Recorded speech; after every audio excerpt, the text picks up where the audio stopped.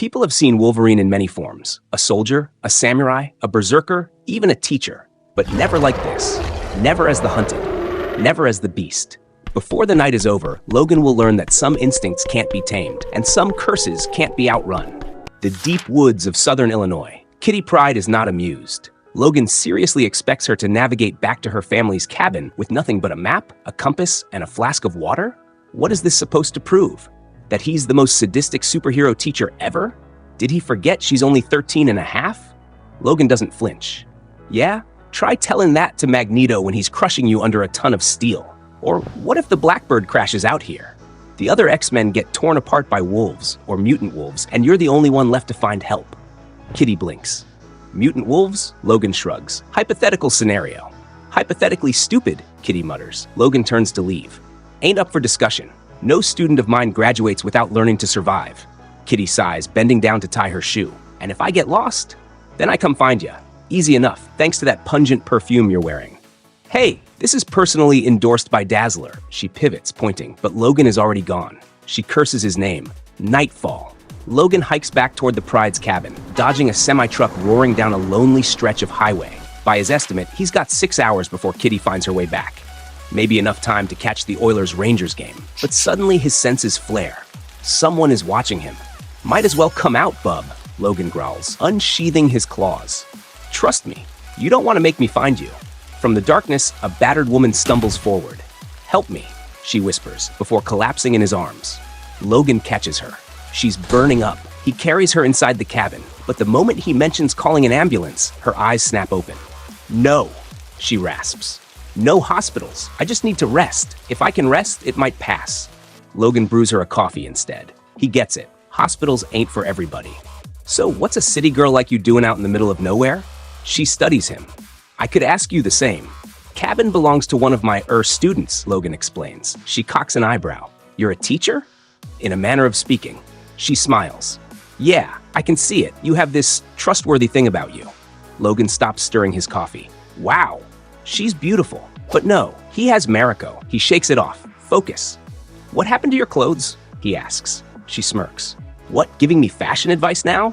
Cut the act, Logan says. Who are you running from? Her expression shifts. Who says I'm running?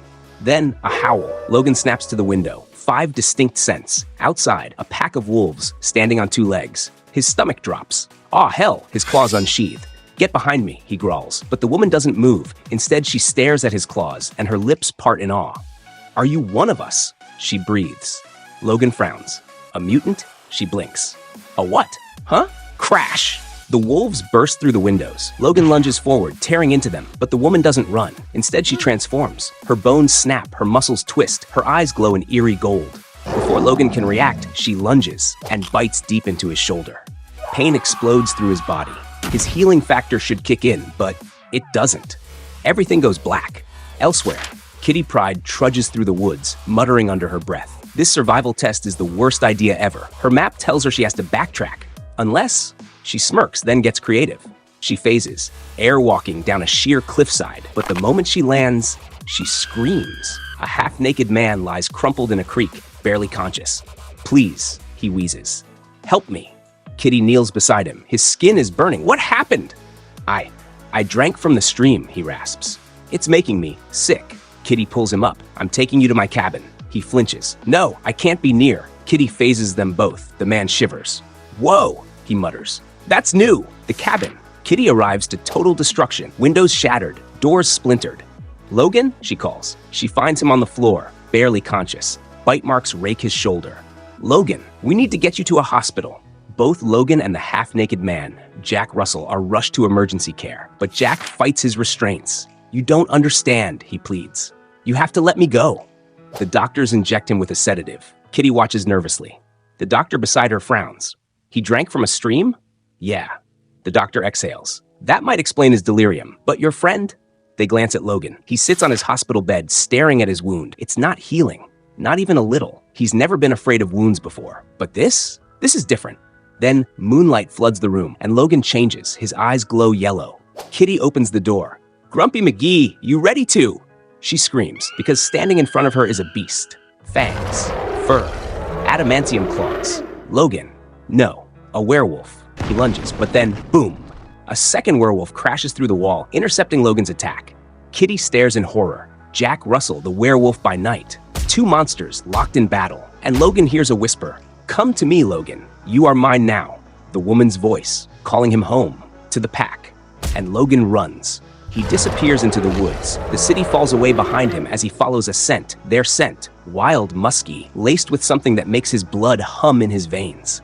He drops to all fours, his speed doubling as he tears through the underbrush, racing toward the pull of the moon. His pack is waiting. 6 werewolves stand atop a bluff, the silver light of the moon bathing their furred bodies in an eerie glow. But before he can reach them, the pull weakens. The moon begins its slow descent. His vision blurs, his body trembles, and the primal force guiding him slips away. Wolverine slows, panting, lost. The scent dissipates, his legs buckle, and he collapses into the damp earth. By the time the sun rises, he's found his way back to the Pride cabin. He emerges from the trees, still shirtless, his body covered in dirt and dried blood. A group of figures stands in front of it, waiting. The werewolves. They snarl at him, their hackles raised. The leader steps forward.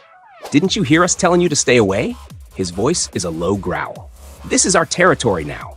Another man, younger and brash, bares his teeth. "Let me rip him apart, Malik." Malik doesn't even look at him. "Shut up, Rolf." His gaze stays locked on Logan. "You got 5 seconds to turn around and walk away." But before Logan can respond, she steps forward. "No, Malik." The woman from his visions places herself between Logan and the pack. "This is the one I marked." Malik lets out a harsh laugh. "This runt?" He shakes his head. "What were you thinking?" "That I know my soulmate when I see him," she says without hesitation, her voice steady, her eyes burning into Logan's. Logan stares back. He doesn't know whether to be furious or intrigued. Malik clicks his tongue in annoyance. "Your mark doesn't mean squat. I lead this clan, and the rules haven't changed." He gestures behind him, where 3 crude graves sit beneath the trees. "No matter how many of us die from the sickness, the old ways still apply. Any new pup has to prove himself." Wolverine's claws twitch. "I ain't nobody's pup." Malik ignores him. "Buzz, Lakota, you found the source, yeah?" A wiry man nods. "The Kodiak film plant. They've been dumping their waste into the marsh, and you know what they use to make black and white film?" He glares at Logan. Silver. A ripple of fury moves through the pack. "That ends tonight." Malik turns back to Logan. "You want to be one of us? You prove it, or we put you in the ground with the rest of our dead."